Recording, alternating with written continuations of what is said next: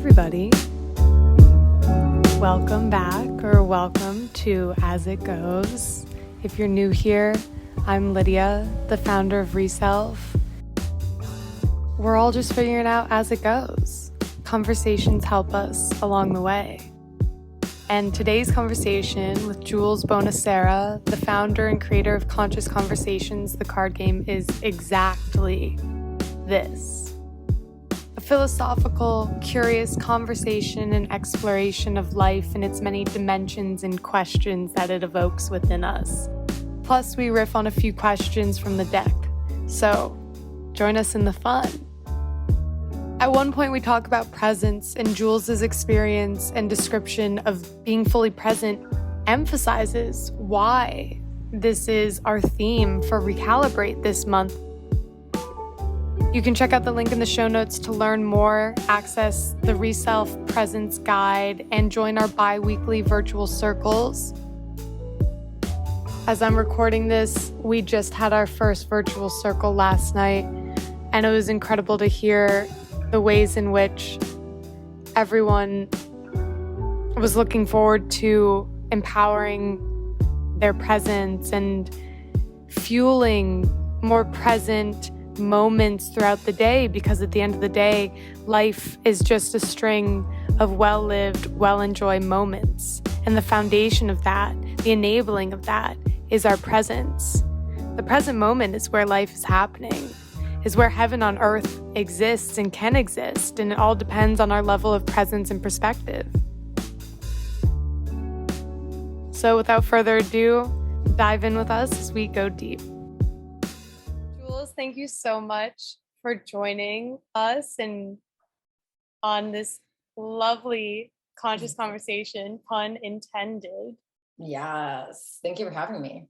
Yeah, so as I've already introduced, Jules is the founder of Conscious Conversations, an incredible card deck that inspires us to play with getting deep and thinking consciously about life, about ourselves, about each other.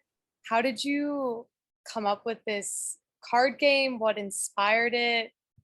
Well, I originally got the idea back in, I want to say 2019, 2018. It came to me during like a really, really like dark time, really difficult time in my life. As I feel like a lot of good ideas do.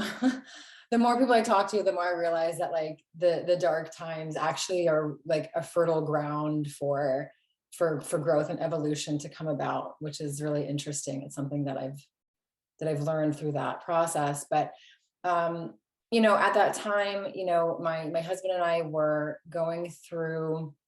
We were doing a lot of networking for his company, and it was like a couple of times a week we were going out to events, and the questions just were the same. It was the same conversations over and over and over and over and again. It was, where are you from? What do you do? Sort of thing. And I was just like, if someone asked me that question one more time, I'm going to rip my hair out. Like it was just too much. So that combined with this sort of like existential crisis that I was going through, where I had like all of these like really kind of bizarre just questions running through my head, like how did we get like here, like who is God, like are there other dimensions, just so many questions about existence and the world and just the nature of reality, really. So those two things combined inspired me to create this, because I thought to myself, if I want deeper, more meaningful, more interesting conversations, I'm sure other people do too. And it started out with me just printing 15 decks in black and white, no boxes, no frills. And I made them for like me and my closest friends.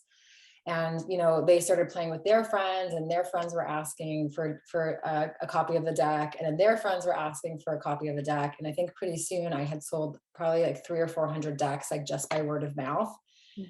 And it was one of those things where it felt like this idea wasn't necessarily mine. It kind of came to me, and it became my responsibility to bring this to the 3D realm, I guess you could say. I know that sounds kind of weird, but that's what it felt like. Not weird. And yeah. But here we are. Beautiful. So, yeah. I take it then that you are also not a fan of small talk from There's definitely a time and a place for small talk. There was a time where, I was just very anti small talk, and I'm like, I don't want to talk about the weather. I want to talk about like whether or not you believe in God, sort of thing. And like, that's not a question for every situation, right? You don't have to go deep for every situation, but there's a time and a place. But I do feel like the real magic happens when you kind of like peel off a layer of yourself and you start exploring your inner workings, alone or with another person. And like the thing about these cards is you can use them as journal prompts on your own and do like self-exploration in that way. Or you can get vulnerable with like another person or a group of people and like all kind of like be on the same level of vulnerability together. And the magic that happens when you do that, it's next level. It's really, really, really beautiful. Yeah. Totally. Like, for example, like I have a girlfriend who, she has this group of friends in LA, and they've known each other for about 10 years or so. And she came back from a trip visiting them one time, and she took the cards with her, and she came back and she told me, Jules, honestly, like I've known these people for 10 years, but I swear that I've learned more about them in one session with your cards than I have the entire 10 years that I've known them. And that's the goal, right? That's the goal, like getting down to the core of who you are and just sharing your gifts and your beliefs and your perspectives like with others, so we can all like grow and learn together. Absolutely.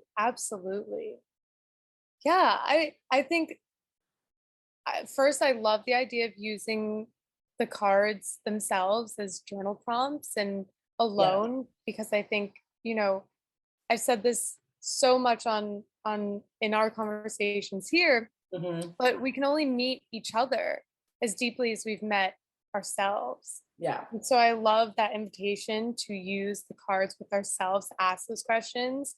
And I also I love how you frame it as getting on the same vulnerability level and everyone working from there. And, if we don't feel like we have an answer for one question, it's everyone can feel that way about something. But, in that sort of play that happens, literally and kind of metaphorically, we get to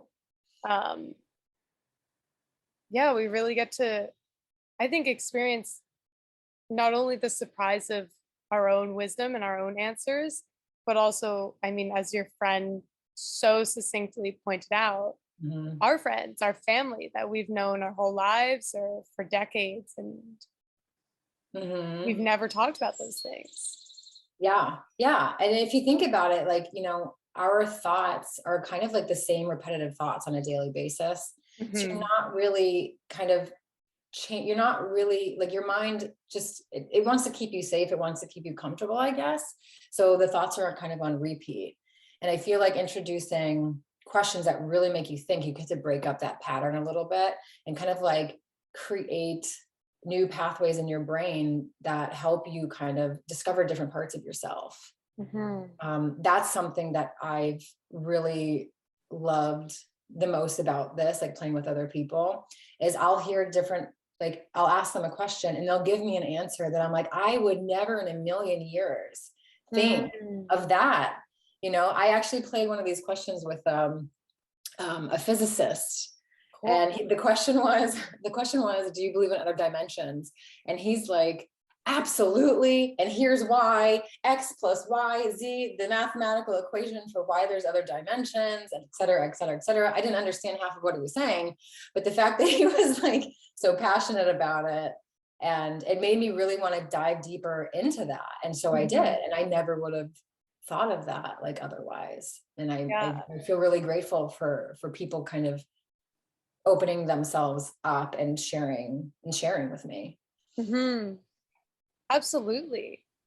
I mean, one thing that stands out is as we've spoken before about the cards and speaking now, is for me, this is really like in conversation, in Mm-hmm. our connections, in life, this is what it's about, Mm-hmm. asking these deeper questions.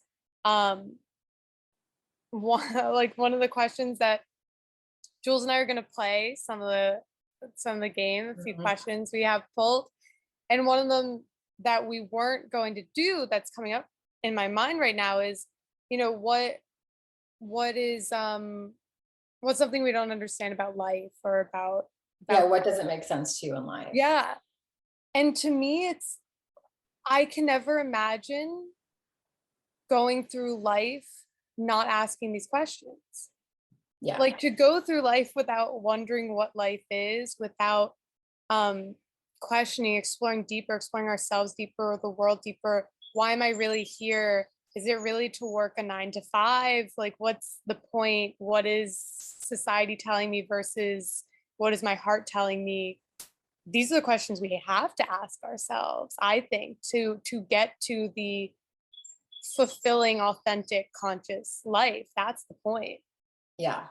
It definitely adds another layer to the human experience. Mhm. Absolutely. It's kind of like that quote where like those who don't travel read only a page, while those who travel read the whole book. I don't remember the quote Ooh, exactly. I don't remember the quote exactly. I know that's not it, but I feel like that's the same with conversations as yeah. well. If you don't ask the questions, like you're only going to read like a short little page or two of the book. But it's like Mhm. it's when asking the right questions, you really get to experience a richness and deepness and like a level of connection to yourself and others that you don't really necessarily, or in my experience, you don't really get with like the basic surface level questions. And so my goal, hopefully, fingers crossed, is that this deck will be on as many kitchen tables in the world as possible, and it will help families and friends kind of like connect with each other on that deeper level, Yeah. right? And I feel like that's the next step, because also I feel like the generations that came before us, so they weren't really they didn't have the knowledge about mental health that we do. They Mhm. didn't have knowledge about trauma that we do. And or what makes a good life or what makes people happy. But we do, we have the book Ikigai, for example, the Mhm. Japanese secret to living a long life. We also have tons of research done. There was this one study done by someone from Harvard, and he researched the lifespan of these Harvard graduates from graduation until death, which Mhm. studies like that rarely ever happen. And he found that the number one aspect, or the number one number one characteristic that gave each person a good life, it didn't matter how much money they had or not, it was how good their relationships are with the people in their life. That was the number one determining factor of if they were happy or not. Wow. Right. And then also Brene Brown did a study about on vulnerability, saying that like the way I'd have to double check this as well, but basically like the more vulnerable you are, like the deeper your connections will be. And Mhm. as the Harvard study showed, the connections in your life are the most important thing. So it's like vulnerability equals better connections equals happier life. And that's also the same thing in the Ikigai book. So the Ikigai book is it's a book about all of the blue zones, and all the blue zones are basically areas in the world where they have the highest amount of people over 100 centenarians. Yep. And they researched them, and they figured out what all these people have in common. And one of the main things was that they all have a close knit group of people around them. Like they're part of a community, Mm. and they know what their place is in that community. They offer something to the community, and they have that support system, which is Mm. huge. It's that tribal factor. Like we belong in tribes. We don't belong in individual households, in my opinion, by ourselves. Like we belong in tribes. Yeah. But since that may not happen, I feel like we have to get our connection necessarily, maybe from a card game and play it over Zoom if we can't be in person. So Totally. yeah. You hit on so Yeah, that's juicy points there. Yeah, I really think that the tribal element is something that I, have been fascinated reading about and looking at anthropologically and understanding those factors. And I love how you broke it down so simply. It's like, if connection is what is to longevity and vulnerability is to connection, that's, yeah. And it's interesting. I've been thinking about this a lot recently, and I wonder what your thoughts are on this. I feel like, I'll speak for myself. I definitely have a piece of myself that is very much self-sufficient, which I think is a brilliant thing, very important. And at the same time, when I was younger, I definitely had it to a crippling degree where it was like everything has to be like, I have to figure it out myself. I have to do it myself. And again, like, the Achilles heel is also the reason why we are who we are, and we're able to do what we do. But I don't know, like when I look around now, I wonder how much that attitude, especially when it comes to, as you pointed out, mental health, how detrimental that is.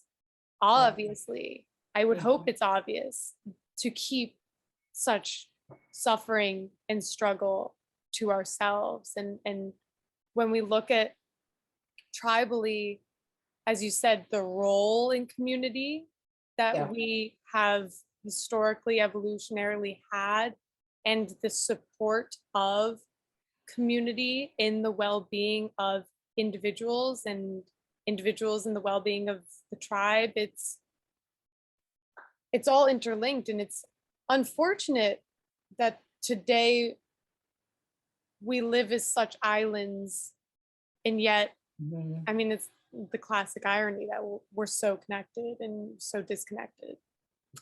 Yes. We cannot live on our own. Like if you go back to like the basics of the basics, like who made this computer for you?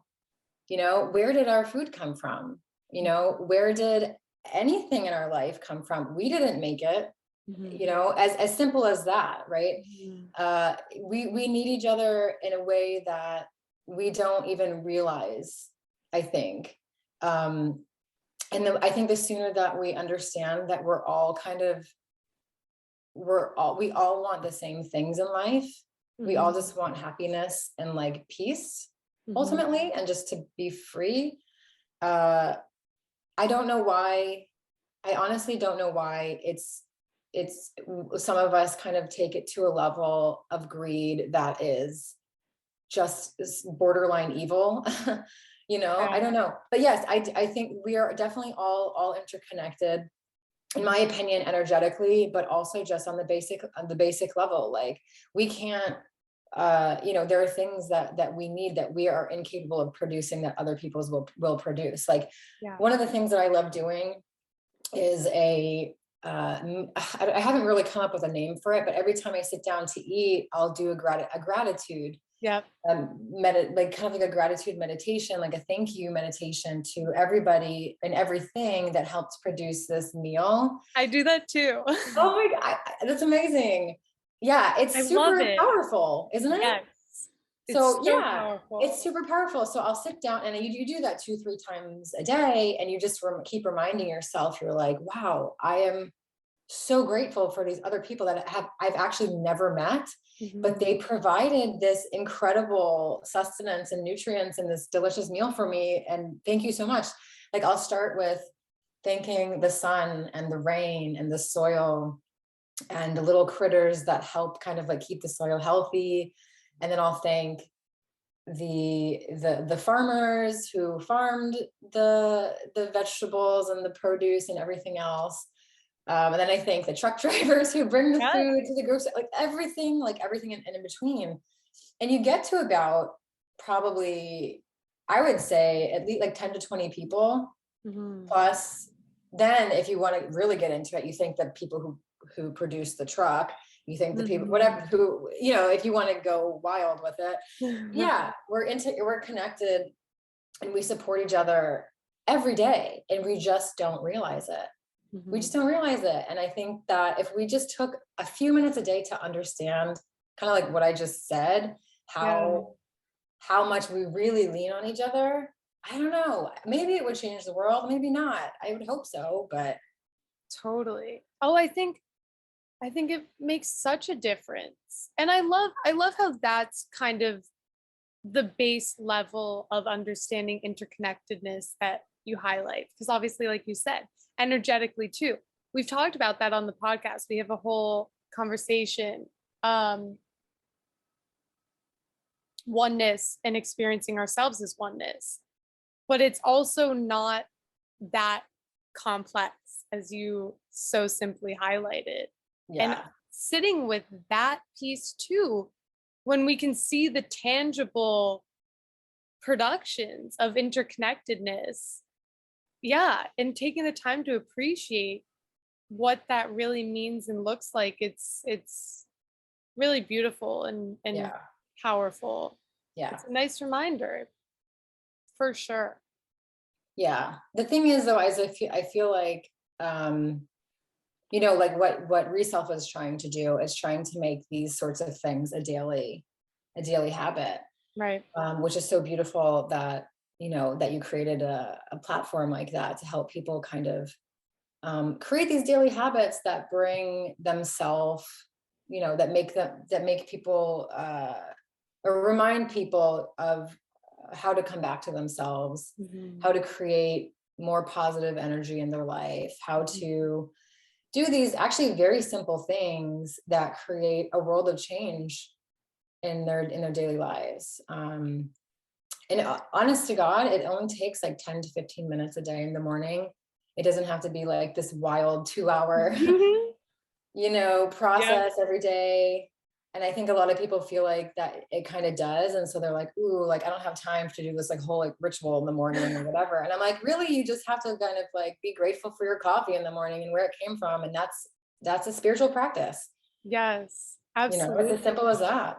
Absolutely. And it kind of goes into what you mentioned before about the greed dimension, and which is funny, and I'll explain why.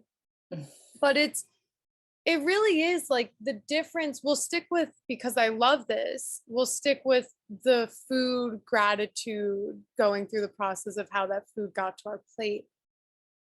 That is, and as you just said, it's that small yet mighty, powerful daily practice that reminds us, even if I'm not saying, or maybe more powerfully than saying, I'm one with the universe and la, which may not resonate for a lot of people, or like, not click, that clicks it. And it's really, again, it's the tangible piece. But I think that when it comes down to how these things change us, and as we were discussing one of the cards that we weren't going to answer, which was, what we'd like to change in the world, and how I kind of said it's clear for Reself what that answer is, and the self-evolution, the conscious living of each individual is what will change the world.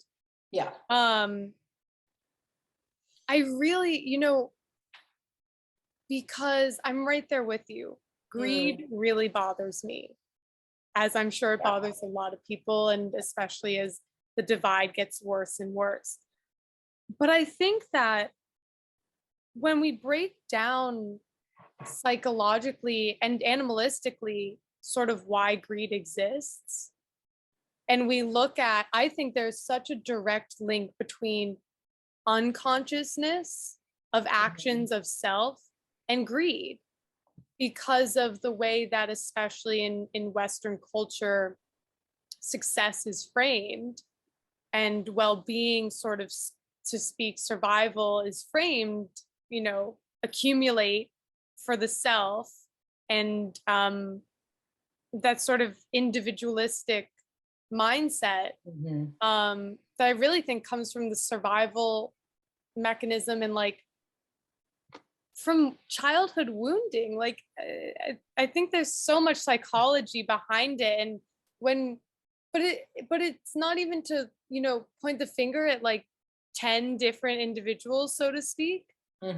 It's understanding then the ways in which I contribute to that, and when am I being individualistic and forgetting to be grateful for the truck driver that got this vegetable sushi to me, the guy who rolled the sushi.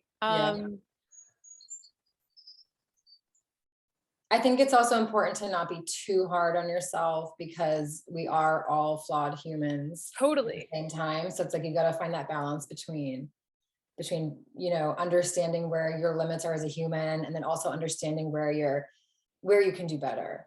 Right. Yeah. And I feel like that's a tough one sometimes. Yeah, totally. Because it's the balance of self-accountability and also and pushing ourselves in a good way to do better, be the change that we want to see. But like you said, also embracing our flawed humanness and embracing that is also part of being a human. Yeah, man, it's tough. And I feel like, going back to your comment on like childhood trauma, like who doesn't have, exactly, something from childhood? And I came to the conclusion that it's just part of, like, it took me a long time to kind of like get over some of the things that happened to me when like I was a kid. But then I came to the conclusion, and I'm like, well, if it wasn't this set of trauma, it would probably be just a different set of trauma with different parents. And of course, there are varying degrees of trauma, and each person handles trauma in a different way. Like there's a lot of variables in place, but I just came to the conclusion that, it was inevitable for me to experience really difficult things in my childhood. Because again, like if it wasn't this family, it would be a different family. And if it wasn't that set of trauma, it'd be a different set of trauma. And I just kind of like accepted that it's a part of the human experience. And it took me a long time to accept that, because I didn't want to. Like there's a lot of things that I've had to accept in the past year that I just like did. I was like very like resistant, like very like just super resistant to it. But accepting it, while it hurts initially, it's less painful than continuously resisting something that's like blaringly obviously true. If that makes sense. Total sense. And it's so poignant. If it wasn't that thing or this family, it would be another thing and another family and another time in our lives. And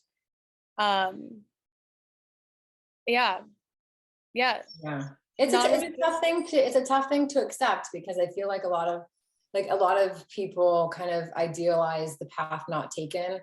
And they're like, oh, I wish that these people weren't my parents, or I wish that I had experienced this in childhood instead of that.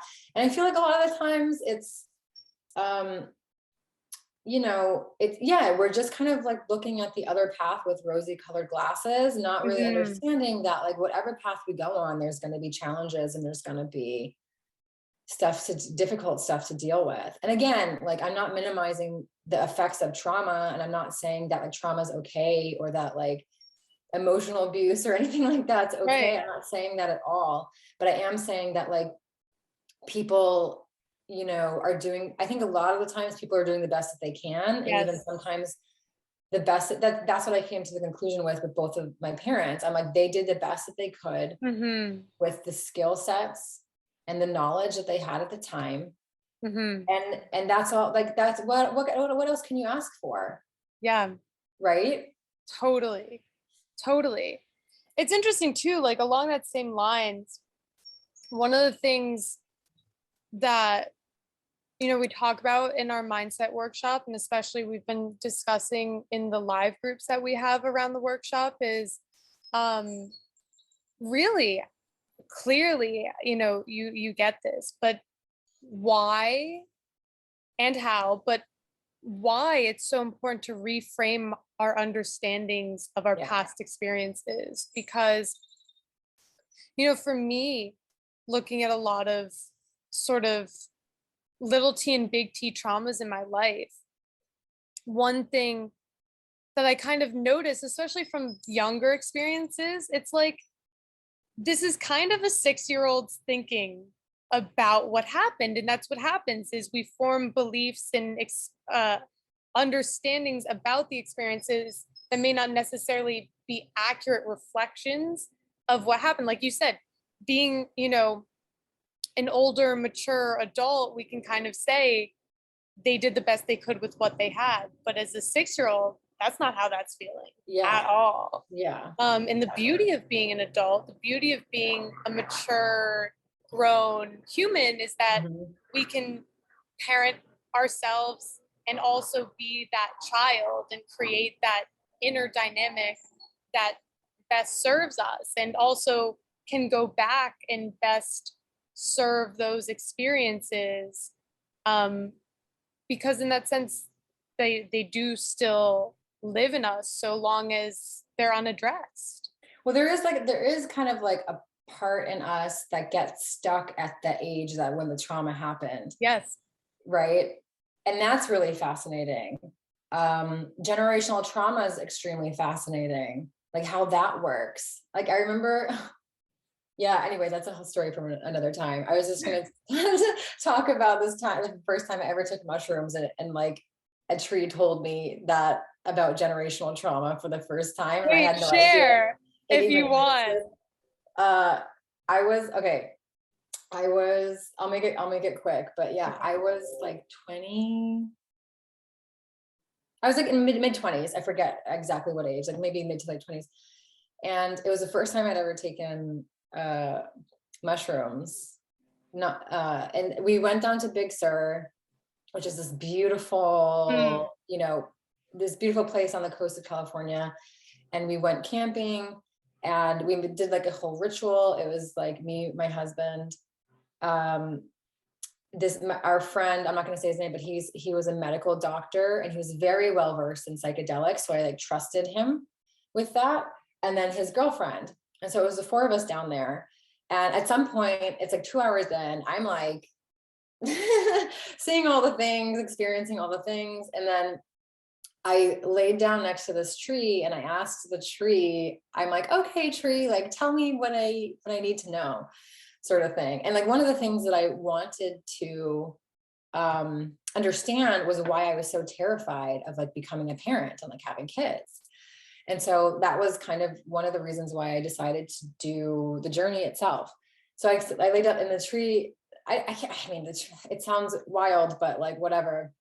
Immediately when I closed my eyes, I got this, everything was black and white. There was no other color, or sorry, black and red. There was no other colors besides that.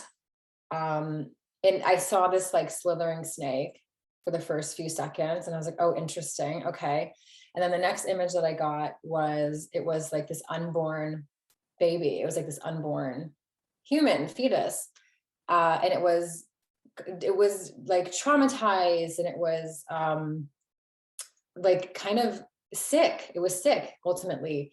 And then the next image I got was rioting, like people like modern day like rioting and looting and like helicopters above, and everyone's angry and everyone's just upset and they're just like fighting, blah, blah. And then the message that I received after that was, mind you, I had zero experience. I had zero knowledge about trauma, none. I wasn't interested. I didn't know anything about it. The next message that I received was, if traumatized people continue to have children before they heal themselves, like this trauma is simply going to just continue on. So like if you're going to have a kid, and when I say you, I mean like anyone, if someone's going to have a kid, they better work on themselves before they do that, because that's that's ultimately like, I feel like what our entire generation is starting to understand is that, yeah, we need to heal ourselves and we need to take care of ourselves before we have kids. So anyway, that's how I learned about generational trauma. That's so cool. It was very, very interesting. And I didn't really do much research about it at the time, but like 2 years later, I wanted to do like some trauma work for myself. And then that's when I really was like, oh my God, like this is actually a thing. Like a tree told me this like 2 years ago. Like, it's, yeah. I mean, anybody who's done mushrooms will not find this very weird, but yeah. Right. Again, if someone has taken them and understands, they get it. But I think it's so cool that a tree told you that, and that's where that came from. And yeah, it's fascinating too that you didn't have any context around generational trauma prior to that. No, but you know, that's been a theme in my life.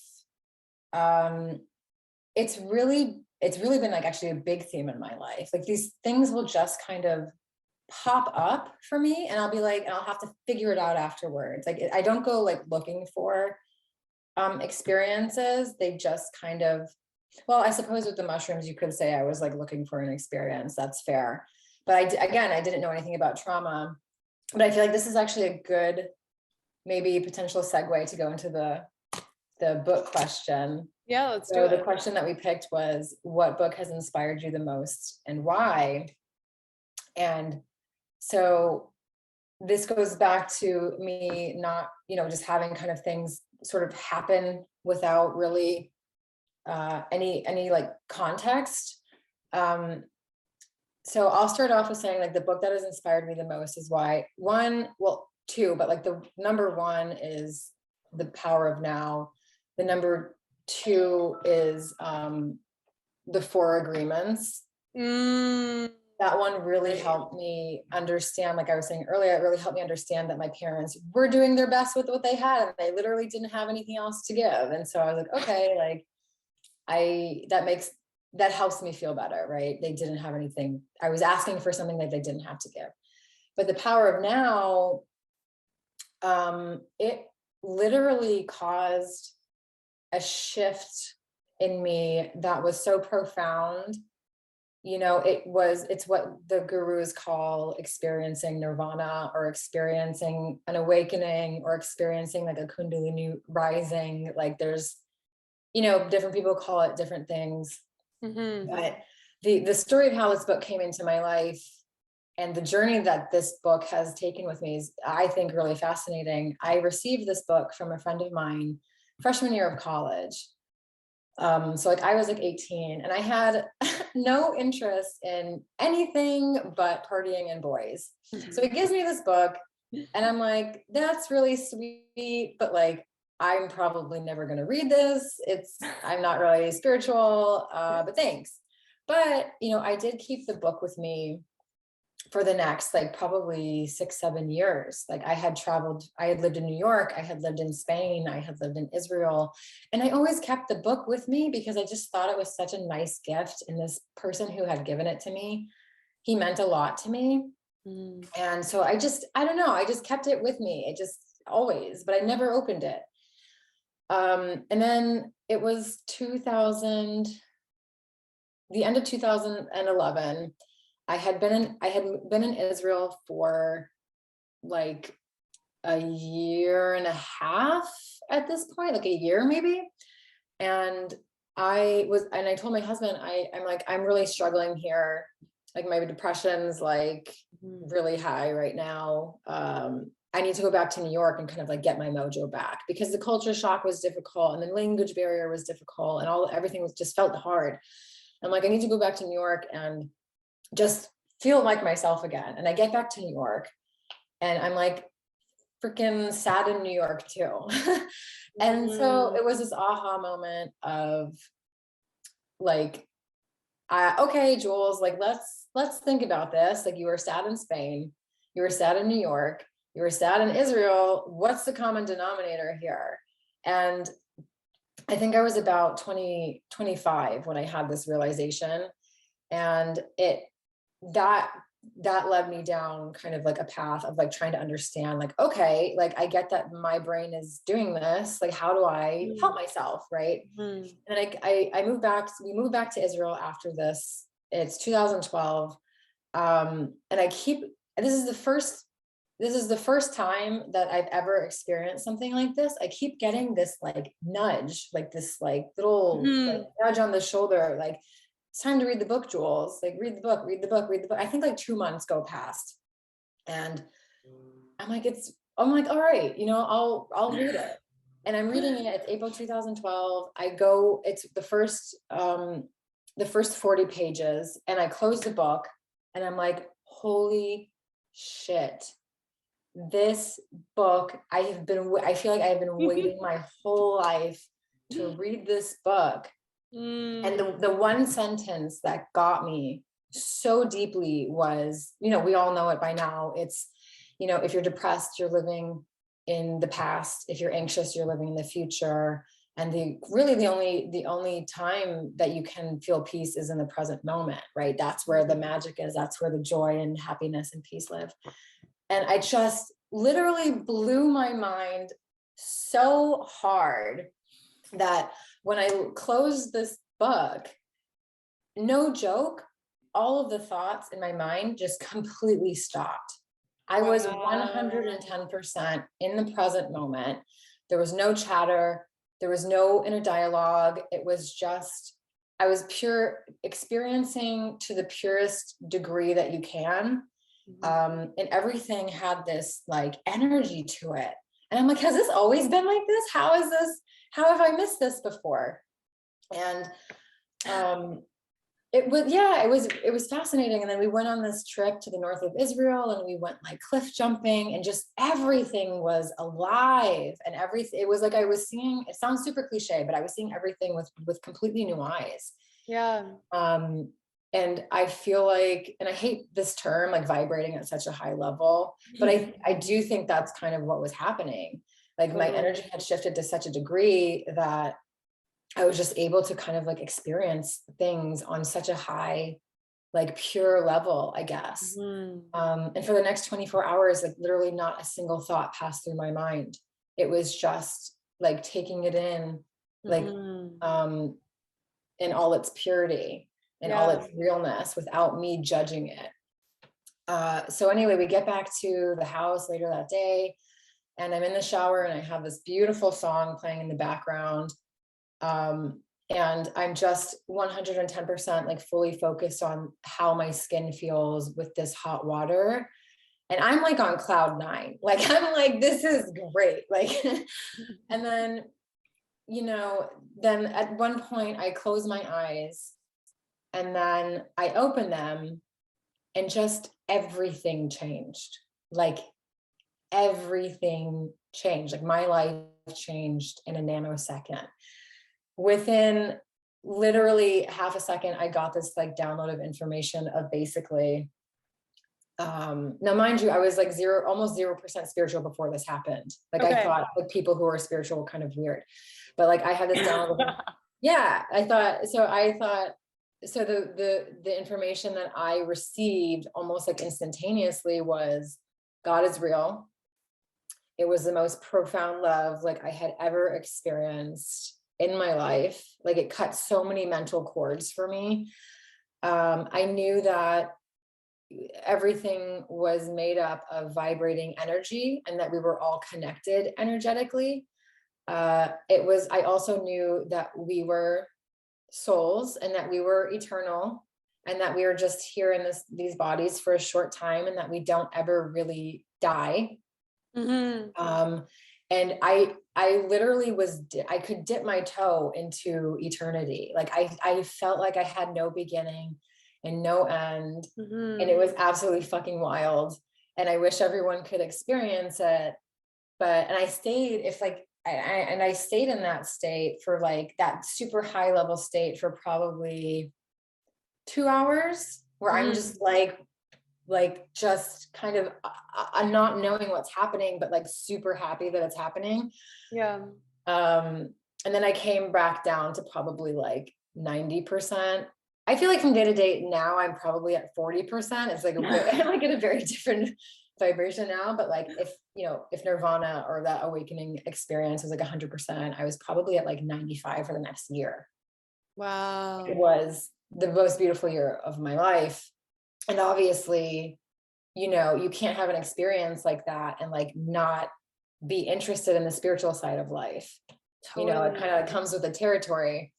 And then a few days later after that happened, I came out of the shower again and I had this, and I like laid down on my bed and I felt these energies kind of like spiraling up my spine. And I didn't know what it was. And it was only like a few years later that I'm like, oh, that's a Kundalini rising.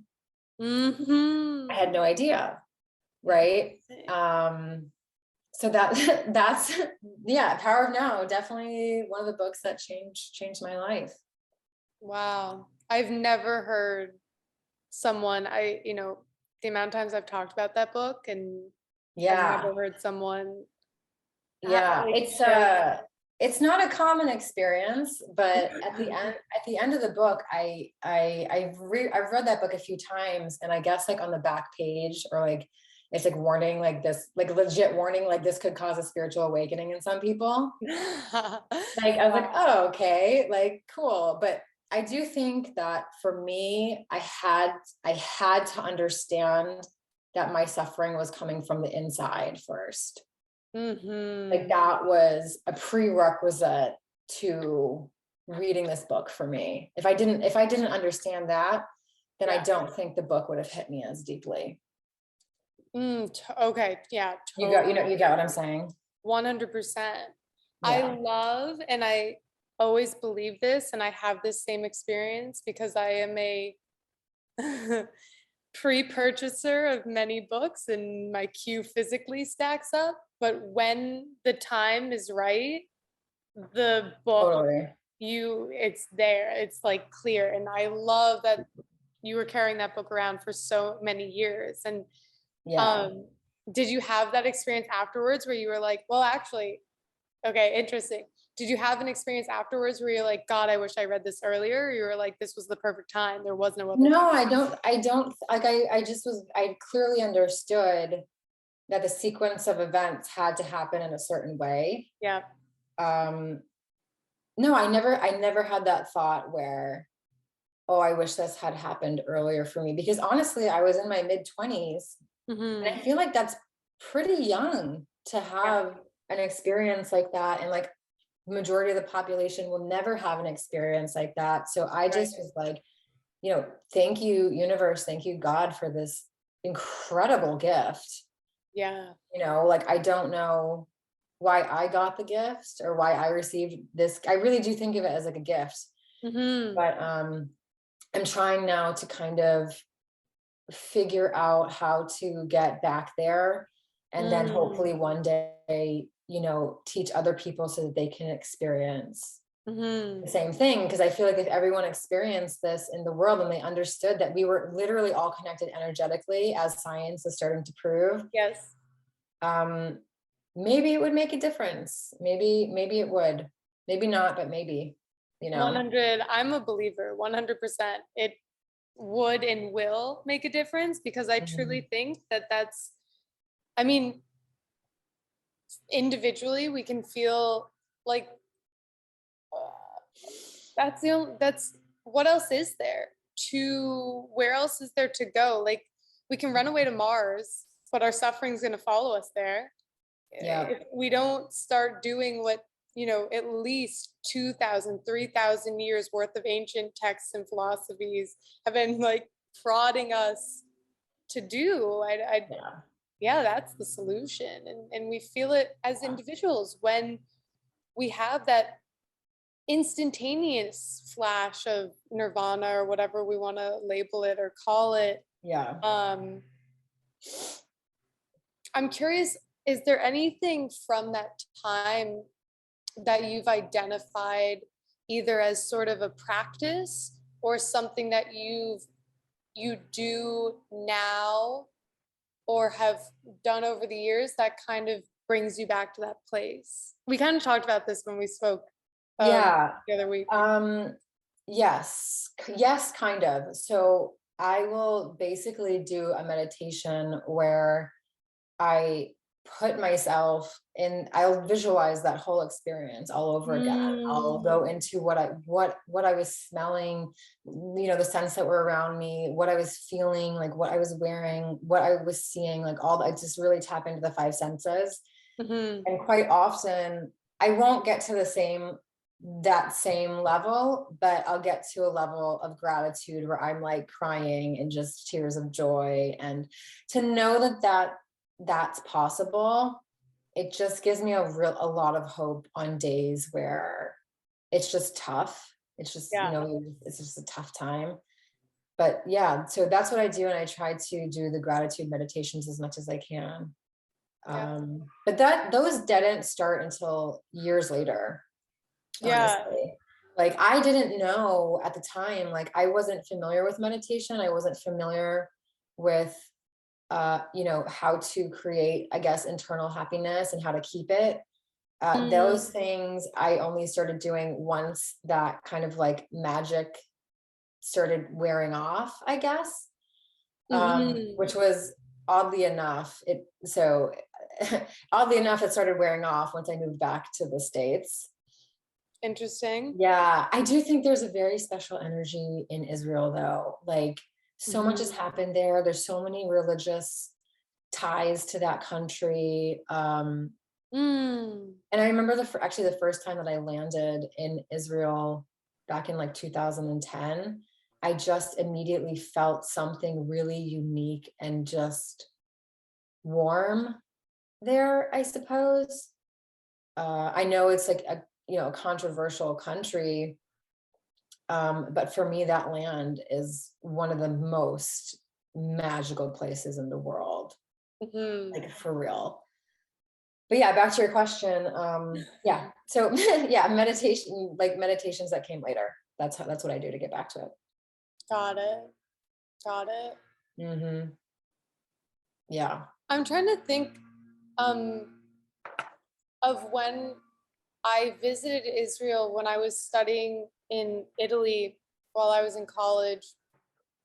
It was during a hard point in my life, very difficult. And I'm trying to remember if it was after visiting or on my trip. I was struggling with an eating disorder and I hadn't told a single person about it. And I'm trying to remember when it would have been that I reached out for help during that trip. But I mean, for as controversial as a country can be, it doesn't take away from the land and the energy of the land.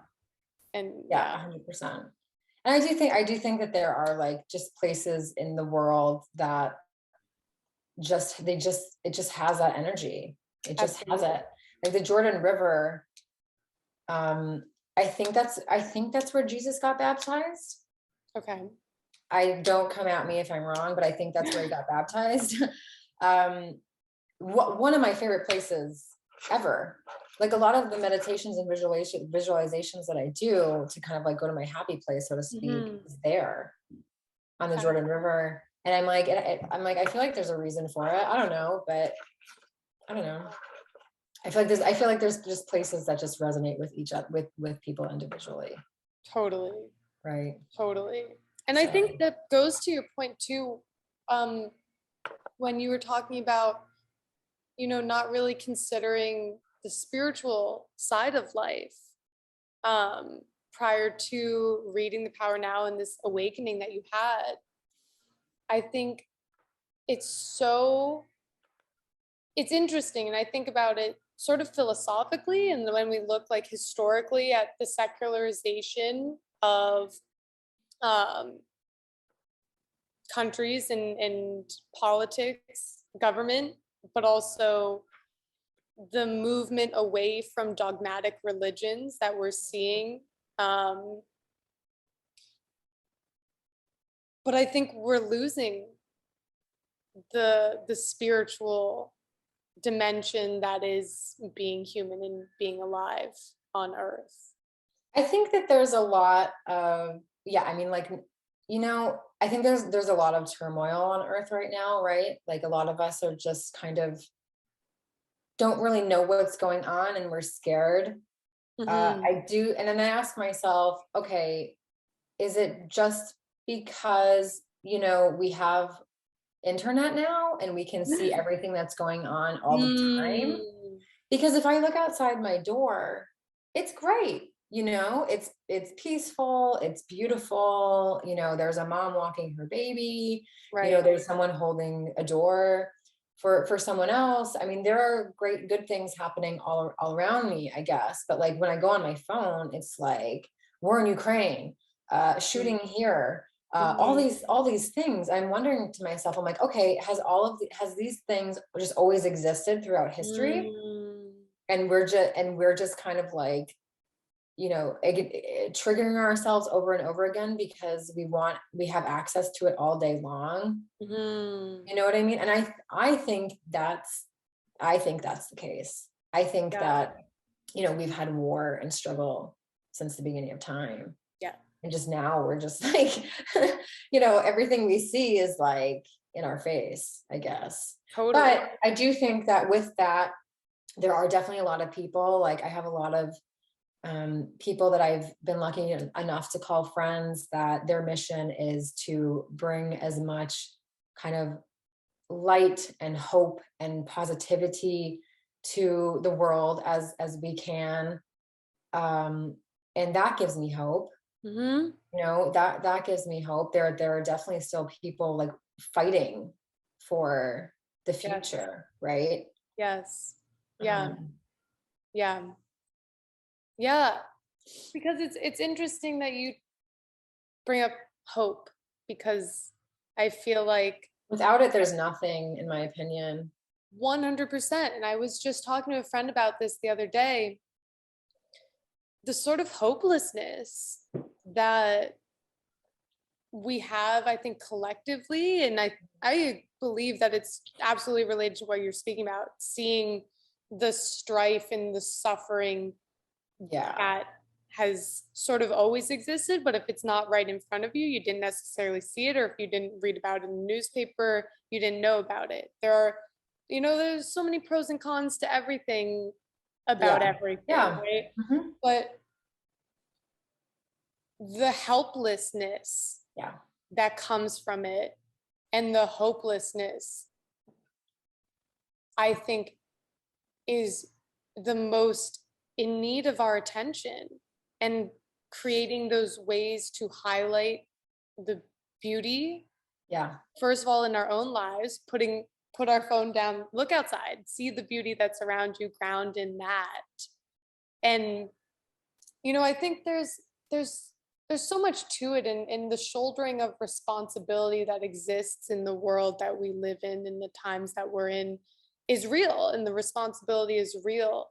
But I really believe that when we all show up authentically, however that looks for us, and following whatever it may be, even if it's, for me, I just want to be the best barista that I can be, then that's it. That you are 100% shouldering your responsibility. Yes. 100%. Yes. Agreed. I think that your purpose is whatever makes you come alive in that moment. And if that's making like cool, it's so interesting that you say barista. But like, like one of the examples that I give when people ask, like, how do I find my purpose? And I'm like, listen, like, it's whatever makes you come alive. Like if you really love making like latte art, that's your purpose. And that's great. Like we need people to make latte art. Right. Or, if your purpose is to make like really cute stickers for like, grade schoolers, then that's your purpose. Like, that's great. Like not everyone has to save the world. Not everybody has to do these like big things. Totally 100%.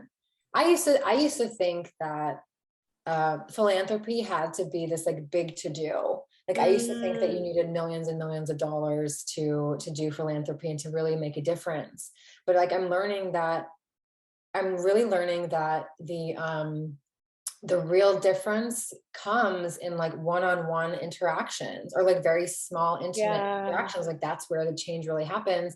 And I have an interesting story about this one guy who lives in Venezuela.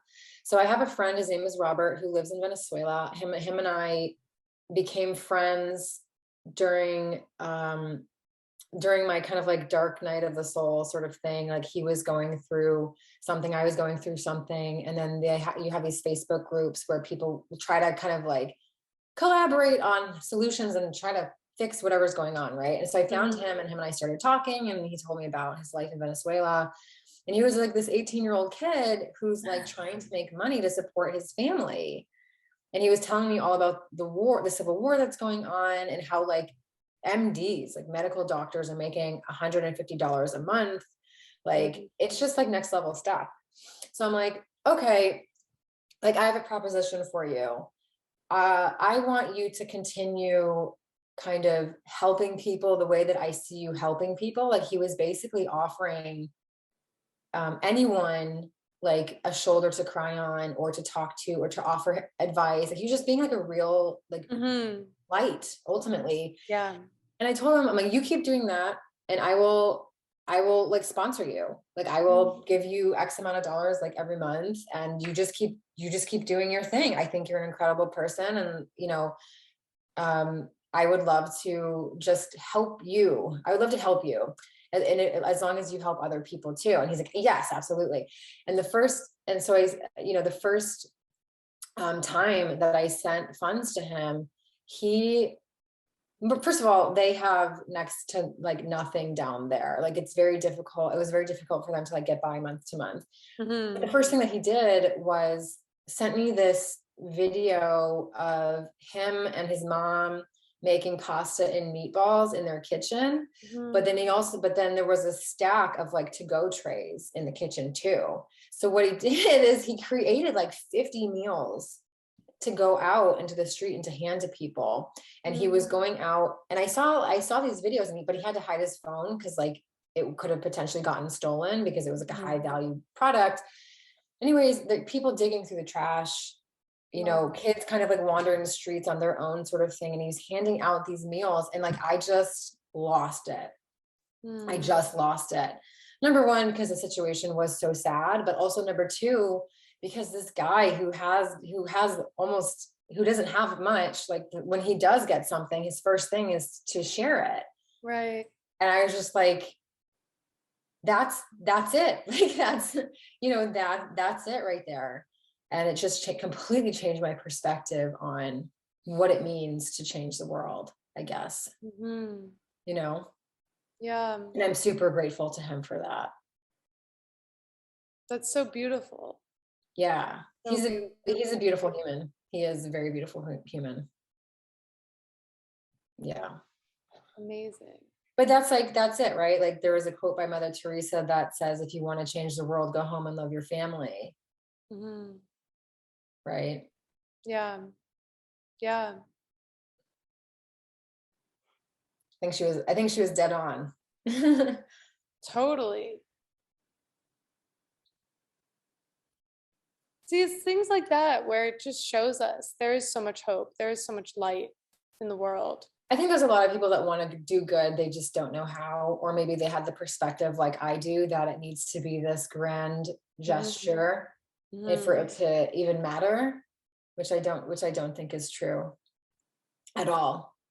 Yeah. Like, I don't think that's true. I really think it's like it comes down to kind of like the personal interactions that we have every day, which can change us. Right. Totally.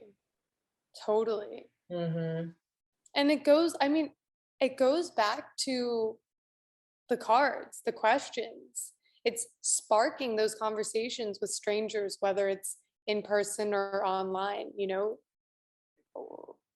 how like you may never have met him, interacted with him otherwise, unless that sort of spark occurred, interest occurred, and there's so many things I think that are around us. And this is like gets into, one of the questions that's in the deck about, sort of signs and like the magic that is all around us, the beauty, the light, the hope that is all around us when we shift our perspective to that.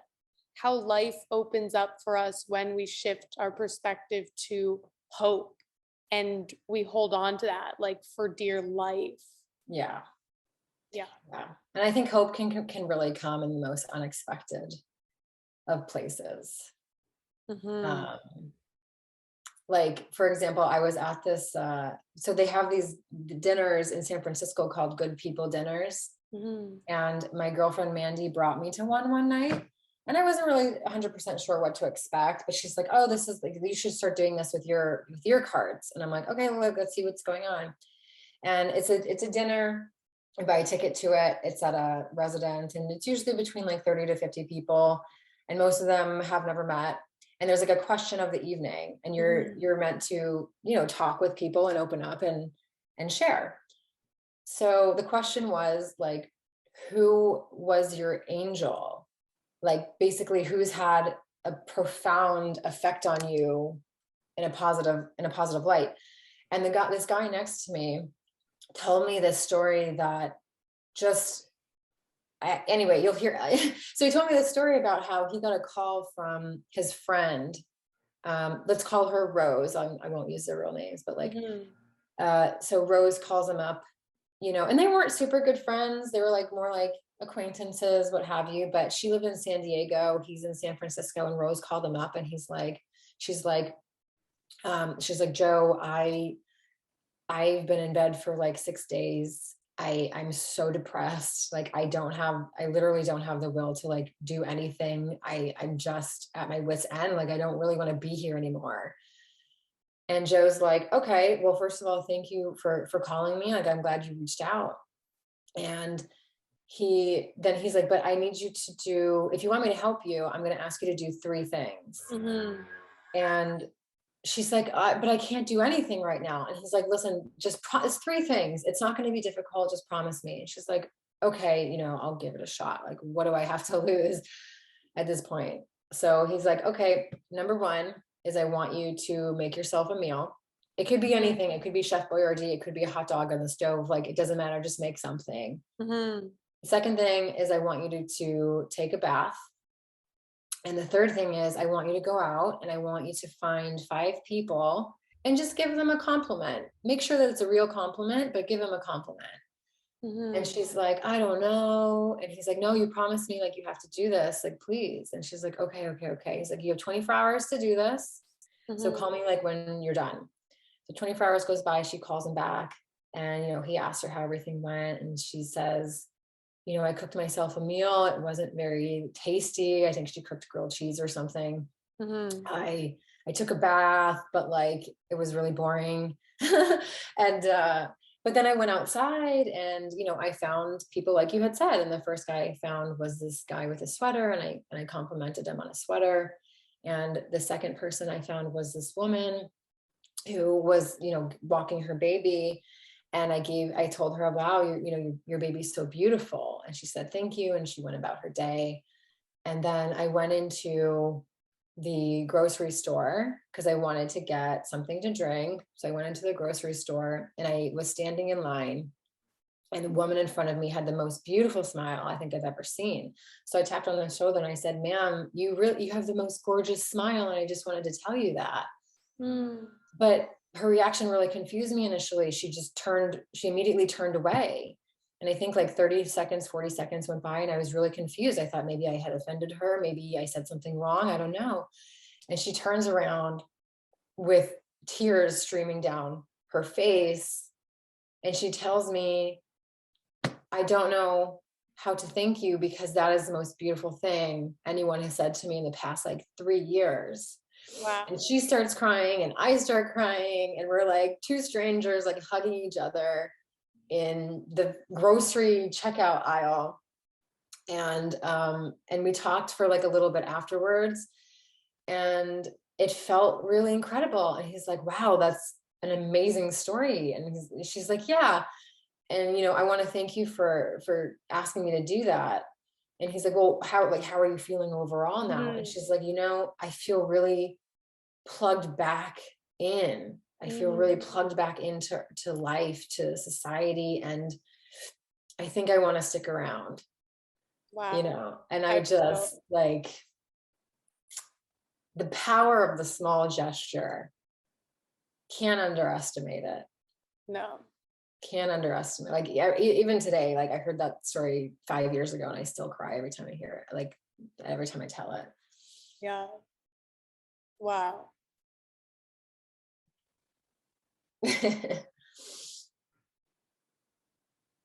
Actually, one of the things that I do when I'm having like a bad day is I'll go on a walk and I will mentally give people compliments like in my head. Because I'm like, maybe sometimes people don't want you coming up to them, right? So I'll like send them love mentally, or I will give them a compliment mentally. And within 5 minutes, I'm like my energy, I'm so happy. I'm so full of joy to give.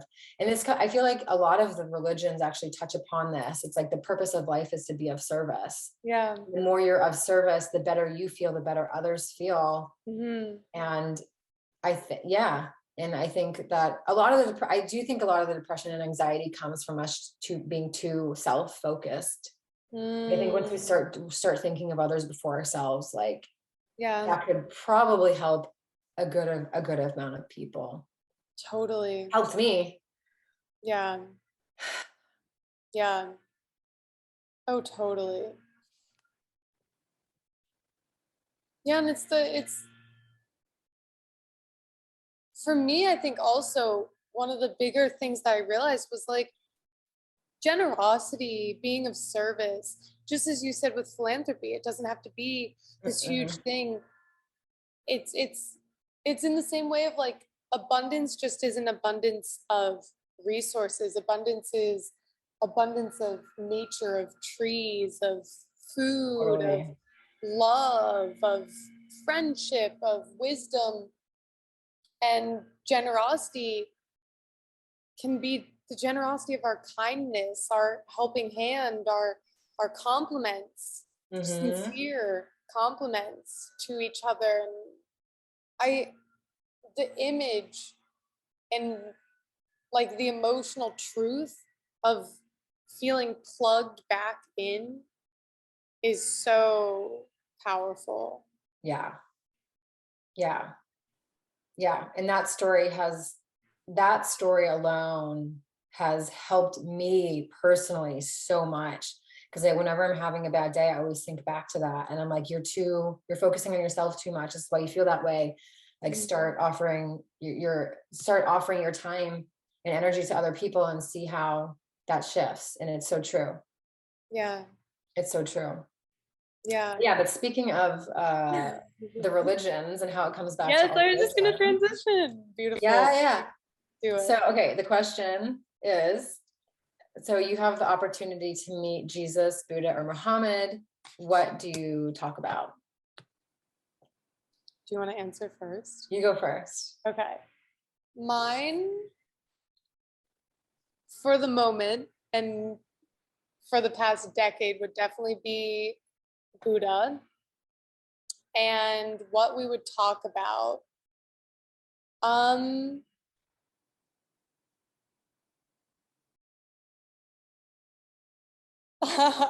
Part of me wants to ask, like, a silly question, because we have all the sort of philosophical texts in the end. Well, you don't necessarily have to have just one question. You could have like, a dialogue. Yeah. Okay. Well, certainly I think I would want to talk about the self, because, reself is called reself because the way that we relate to ourselves, how we, our relationship with ourselves is so fundamental to how we move out through the world. And I got that from Buddhism. Like that was one of my biggest takeaways when I started learning about Buddhism when I was 12, was that the self is the solution. And Okay. so I would certainly want to talk about that and have a more clear understanding of, I think, really what that dichotomy that we just highlighted, which is stop focusing on yourself so much. And also, I mean, it's the Yeah. beautiful polarity that is life. Mm-hmm. How does a different understanding and focus on self change both of those relationships, give and take? Otherwise, what else? What's your answer? And then let me see what else might come to me in terms of what we discussed. Yeah. So for me, it's always been Jesus, because I just feel like, I mean, like our entire like modern society revolves around like his birth in a way, right? Like year zero started when he was born, right? So it's like, there's a lot of significance there. I'm not saying that I'm a Christian or anything like that. I think there's something to be, adapted from probably all of the religions, really. Yes. But I'm gonna, so a friend of mine, I asked this question to a friend of mine, and I'm gonna steal his answer because I think it's just so good. He said, I wouldn't speak to Jesus. I would just sit with him and let him transmit to me. Ooh. I was like, oh my God, that is so good. That is so good. So I think that's what I would do. And I would just let him tell me what he wants to tell me. Of course, I'm curious about, like, are you really the son of God? Did all this stuff really happen? Did you really walk on water? Did you really turn, is all this true? Like, is the Bible true? Right? Like, yeah, I think that, of course, but yeah, I think that just sitting and letting him kind of like, because I do believe in telepathy to a degree. And of course, Jesus can do whatever he wants. Jesus can, you know what I mean? He can, yeah. So I believe that, yeah, I think that's my answer. I would just like sit and let him transmit to me whatever he wanted. That's such a great answer. Can I steal that? Yeah, I heard that. Oh my gosh, such a good answer. And I wish I could take credit for it, but I can't. Yeah. But yeah. Yeah, I mean, just like shadowing these people for a day. What do you do in a day? Yeah, exactly. Yeah. I mean, any of them would be incredibly fascinating to just spend a day with. Right. I have another question that's like, if you could go backwards or forwards in time, like what would you do? And I would go back either one to the time of the Big Bang, or the time of the beginning of everything. To say that I could watch it without dying, if I didn't have to be in a human form to see it or experience it. I would go back to kind of like witness the very beginning, or I would go back to the time of Jesus and kind of like shadow his life and just kind of really see because I'm just so fascinated by it. Totally. Totally. Yeah. But yeah. Buddha's also I would love to witness Buddha from the side. Right? As well. Yeah. Absolutely. And Muhammad. Can't forget about him. No, yeah. I don't know as much about him as I do the other two, though, I must say. Yeah. Same.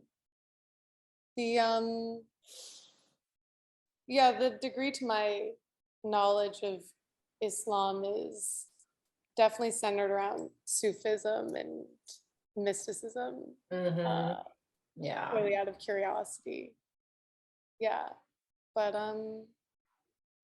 that's such a good answer. I agree. What's our last question? So I think the one that we chose was, what doesn't make sense to you in life? I don't remember if we talked about that, but we kind of did. But do you have an answer for it? Wow. I I honest to God don't know even where to start. Um there's very little that makes sense to me in life. And Mm. I feel like there's not just one thing. There's so many things. Why, why are we here? I Mhm. don't know. Why do we die? Why is the meaning of life sort of feels like it's kind of hidden from us? Mm. Is there an afterlife? That doesn't make sense to me either. I believe that there is, but I don't know. Mhm. I don't understand why it's so hard to reprogram ourselves. Like if we could just reprogram ourselves like a computer, that would be so much easier, Mm. right? As opposed to going through 2 years of therapy to try and reprogram ourselves. Um, yeah, there's a lot. There's a lot that doesn't make sense. A lot. Yeah. And at the same time, and it's certainly not to negate how painful not knowing is for you, for me, for all of us asking these questions. But I think, I mean, maybe it's my maybe it's my coping mechanism, but I think Right. it's part of it. I think we're not supposed to know. I think we're like, But I why are we remember, not supposed to know? You know what I mean? It's just like all these I, why question after why question after right, why question. right. It's kind of like, I think about it in terms of if we knew what was the fun in it. And it kind of goes back to like the idea of uh Leela, like divine play, God hiding from itself, pretending that Mhm. it's not God, or um Mhm. if fill in whatever sort of alternative word one might like to use in that instance. Um, but I remember, and I might have shared this in one of our conversations here on the podcast. Alan Watts, are you familiar with Alan He's Watts? he's from Sausalito where I live. Oh yeah, He lived here. yeah. He used to teach at, what is it, Echelon Institute? Ethelyn. Yeah, Esselyn. yeah, Yep. Mhm. yeah.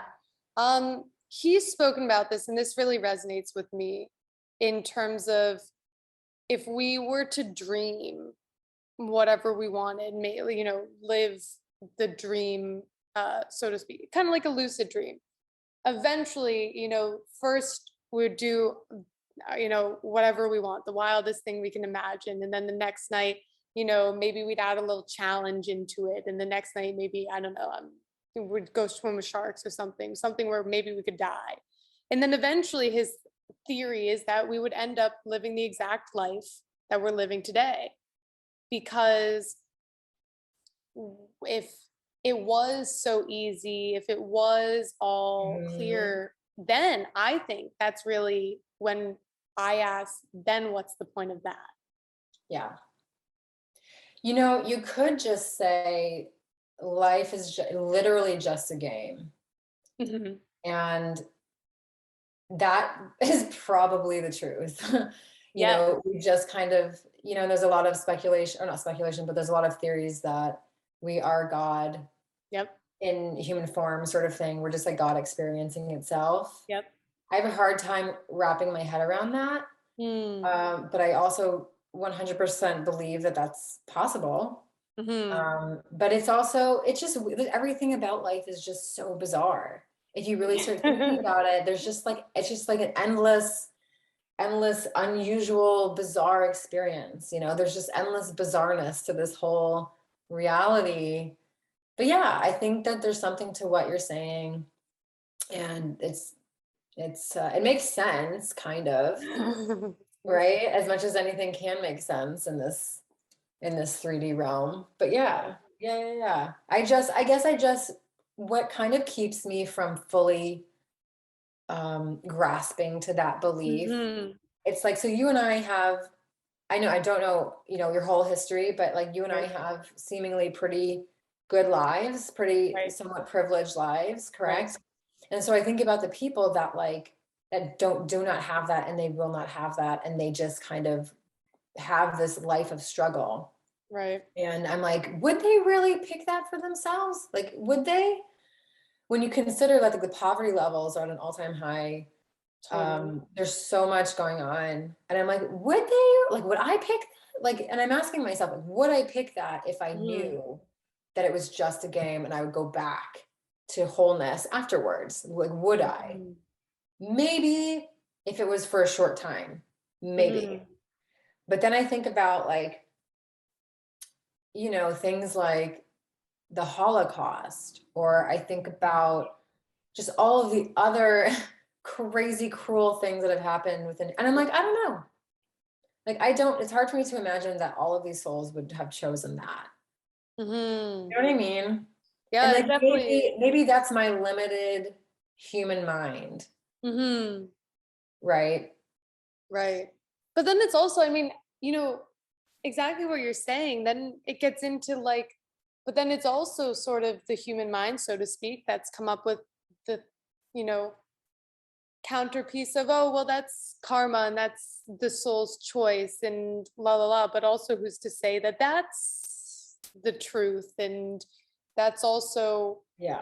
a sort of rationalizing of what's is seemingly irrational to us. Yeah. But I think Mhm. maybe this is part of it. And I'm thinking about this in my own experience. And there's twofold, because one thing I think that comes with privilege, the privilege of being born in the United States, like add on all of the privileges that specifically I have, you have, anyone else may have. I don't think we talk enough about using our privilege for good. And instead of feeling guilty about it, doing something with it. And that has been a radical shift in my mind about how I view and understand my privilege, and the ways in which I have lesser privilege. Um, and to the other piece that we're talking about, like when I think of one of the worst experiences in my life, um, and the result of someone else's harm against me and cruelty to me, um, I wouldn't take it back and I wouldn't Interesting. change it, because it made me who I am. And it, for as much suffering it caused me and it caused the people around me because of my being in that experience. And I'm speaking about being in an abusive relationship when I was 15 years old to Mhm. like 17, and post that, I wouldn't take back that suffering. And it's really interesting, and it kind of gets to a spiritual sort of degree. And I was recently talking to someone about this when I remembered this. And, whoever's listening, you can take this with a grain of salt if you don't vibe with it. But I remember being young and kind of having this idea of, I've always been very empathetic. I'm always for the underdog. And I Yeah. remember being young and feeling like I need to suffer. Like I need to suffer in life to Yeah. understand what other people go through. And I couldn't tell you what that is, other than, however many years later, something happened to me that could Right. make me understand other people's suffering in a way that is beyond empathy. Right. Yeah. Okay. Okay. Yeah. I mean, I guess I felt something. I can't say I felt something similar, but when I was going through my like, extremely difficult time, Mm-hmm. it forced me to open up and talk about my struggles in a way that I took the first step in vulnerability so that other people could take a Mm-hmm. step towards me. But I knew that I had to do it first. Mm-hmm. Right. And I feel like it's almost like two sides of the same coin in a way. Like you Yeah. felt like you had to suffer in order to others understand other people. Whereas I was like, um, I know that other people are suffering.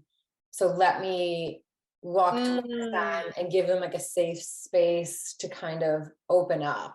Yeah. I guess if that makes sense. It didn't necessarily strike me as I need to suffer in order to understand other people, but that's what happens. Right. That's what happened. You know what I mean? Right. And that's kind of like inevitable. Like I went from thinking, like my mom has struggled with mental health like her whole life, but like until I really went through it myself, I didn't understand. I'm like, why can't she just snap out of it? Like, why can't she just like meditate and like be happy, which is so ignorant. But then once I went through what I went through, I'm like, she went in my mind from one of the weakest people to one of the strongest people. Yeah. So yeah, I do. There's definitely, but there's also a difference between suffering and experiencing pain temporarily. Like, I don't necessarily think that suffering is necessary. I don't think that suffering is a necessary thing that humans should go through. But I do think experiencing pain is a really incredible teacher. Totally. Yes. And I mean, it goes back to Buddhism, right? The first truth of life is suffering. Life isn't easy. So when it's, beautiful, full circle. When I love when this happens. Well, you said when we first started talking, like it's the non-resistance piece, it's the acceptance piece. It's okay, from here, where do we go? Do we stay in the hopelessness and helplessness of suffering? And that's not to absolutely whatsoever diminish how painful and difficult and stuck we can be in that suffering. But the point is, and what can we do about it? Right. Yeah, I think like for me, like one of the understandings that I was extremely resistant to was the understanding. So I've been vegetarian / vegan for like 13 years. And I always thought that a vegan diet meant a cruelty-free diet. However, I know that there's no such thing as a cruelty-free diet, because when you're harvesting crops, like you're killing thousands of bugs and insects. You're potentially harming like other small animals in the process of harvesting, like mice and rabbits. And I just wanted there to be a way of living so badly that didn't cause harm to other creatures on this earth, that I was like blinding myself to the truth that, whether I like it or not, there is no such thing as a cruelty. It just doesn't exist. It does not exist. And I was like a militant vegan. I would if you were eating a cheeseburger, I would out you. I would have conversations with you. I'd be like, why are you doing this? That there's other ways, etc. I was like really annoying, really, really annoying. But I thought that I was doing the right thing. I thought that I was right. But that broke my heart when I really realized that there's no such thing as a cruelty-free way of living, period. It literally shattered my heart. And I realized that like there's nothing I can do about it. And I don't like it, but that doesn't matter. It doesn't change the fact that that's what it is. And that was very, very difficult for me. From there, where did you go? From there, there were other beliefs that I had to dismantle from there. Like that was one of the big ones. Another one that I had was like, I really thought that there was a way of living that didn't involve pain or suffering. I was like, I'll figure it out. Like, I'll figure it out, and I'll help people live a life of peace and joy, etc. But like, I don't know if that's possible, because I think that the way that our nervous systems are wired, we're wired to protect ourselves and to be vigilant against harm. And that's what we're wired for. We're not wired to look for joy. We're not wired to be happy all the time. And it comes down to kind of like the basic biology or an anatomy of like the human body. Like we're just not wired, I guess, for eternal bliss. You know what I mean? Which really upset me. So anyway, yeah, that's like, it's probably a different realization than like other people would have, but that's one of them. You know, have there ever been realizations that just kind of like shattered you and you're like, oh fuck, like I'm never going to be the same after this? Oh, that's such a great question. I feel like if you think about it, there's definitely probably a couple. Oh, totally. Yeah. Well, it's funny that you say, not funny that this was a shattering experience per se. I've had a similar experience. I'm a vegan. And I was just talking to a friend about this and we were laughing about it. But sometimes when I eat vegetables, I kind of have that realization when I'm like, oh, but this was a living thing. And who's to say that this living thing is more deserving or less deserving of life than an animal to be eaten? You know what I'm saying? Yeah. And then we kind of had a good laugh of like, what am I going to do? Wait for the apples to fall off the trees and eat that way? There are people who Yes, who live that way.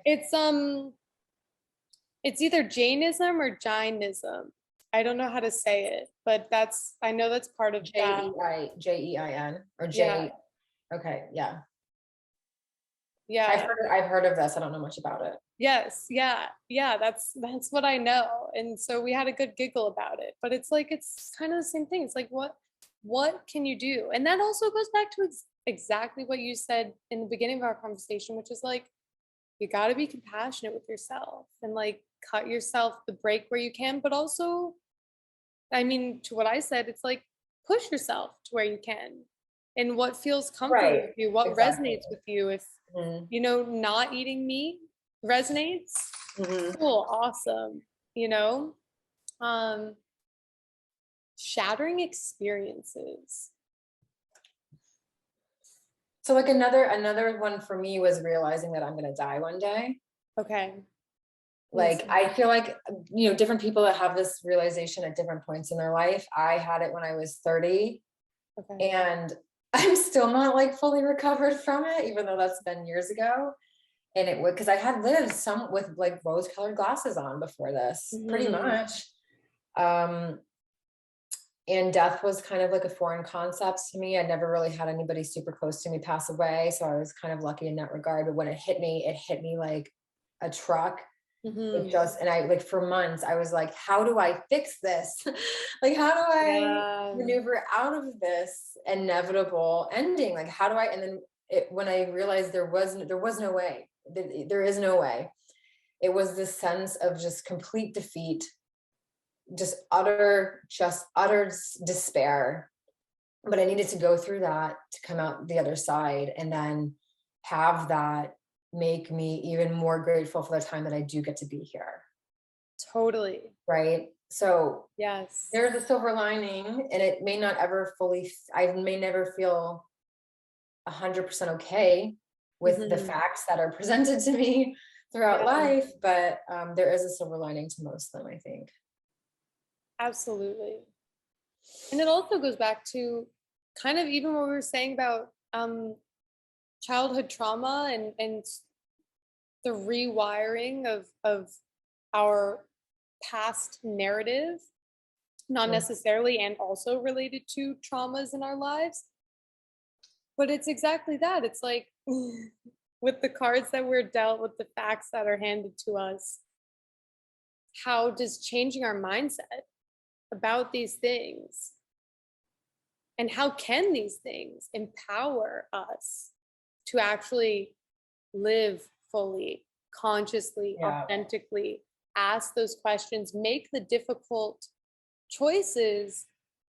Everyone's doing this, but if this is everyone's doing that, but if this is what resonates for me, this is what equals full, conscious, authentic life, and I'm gonna die anyway, shit, I'm just gonna choose what's doing it for me. Yeah, exactly. When you come to the realization that in 100 years, none of us will be here, it kind of puts things into perspective. Like you don't really care as much about how other people perceive you. You don't really I feel like your purpose just becomes more clear, I guess, or more important. Like the things that really matter become more obvious to you. Yeah. Right. And Totally. I feel like that's why older people, they just give off this air of like, I don't give a fuck. Yeah. And it's refreshing. It's really, I'm like, oh man, I wish I could totally be that carefree. But then it comes with like, the older you get, the more you feel the clock ticking in a morbid kind of way. And so they're just like, I know that there's nothing to lose. Like, I know where I'm going. And so like, I'm just going to do me. Like, that's it. Anyone has a problem with it, like that's on them. Like, I'm not really, I'm not bending over for anyone anymore, bending backwards for anybody anymore, I should say. But yeah. Yeah. Yeah. Yeah. And it's also Yeah. yeah, 100%. And I don't know. I'm really trying to think of this like shattering experience. Well, maybe shattering is a strong word. I don't think shattering is a difficult word, because I think that those moments, it's kind of like breakdown to breakthrough. That's what gives us the opportunity, the fertile ground, as you said in the beginning of our conversation. This is definitely one for the pillow thoughts tonight. I mean, yeah, I just like, be careful, like don't open up like a can of worms, right? That sort of thing. But it's interesting because those things shape us. Yes. To an insane degree. Totally. And they're important and they're necessary and they're painful. But we can't deny just how impactful they are. Yes. Yes. Yep. Yeah. Well, Jules, thank you so much for such a great conversation. I feel we could have kept going so clearly. I know. I hope you enjoyed our conversation as much as I did having it. If something resonated with you, reflect on it. Ask yourself the question, journal, talk to yourself out loud and record it. Email me. I'd love to hear. info@reself.me. Pick up a deck of conscious conversations. And learn to love the questions themselves, as Rilke says. That's how we can live the questions, so they don't paralyze us. The answers then reveal themselves to us in moments when we least expect it, when we're open to it. The truth lies dormant, waiting within us, our experiences, to be awakened. We can receive wisdom, inspirations, and opportunities like this conversation outside of ourselves, these bigger questions to be asked and answered, and ultimately some form of a succinct answer or clue or next step comes from within. When we learn to love the questions, to live them, to be open, present, embracing the duality, that's where magic starts to happen. That's the heaven on earth. It comes down to our perspective, our choices, and our presence. Me and my authentic truth, and we and our collective, authentic, ultimate truth are just a letter apart. With that, have an awesome week. Until next time. Bye, everybody.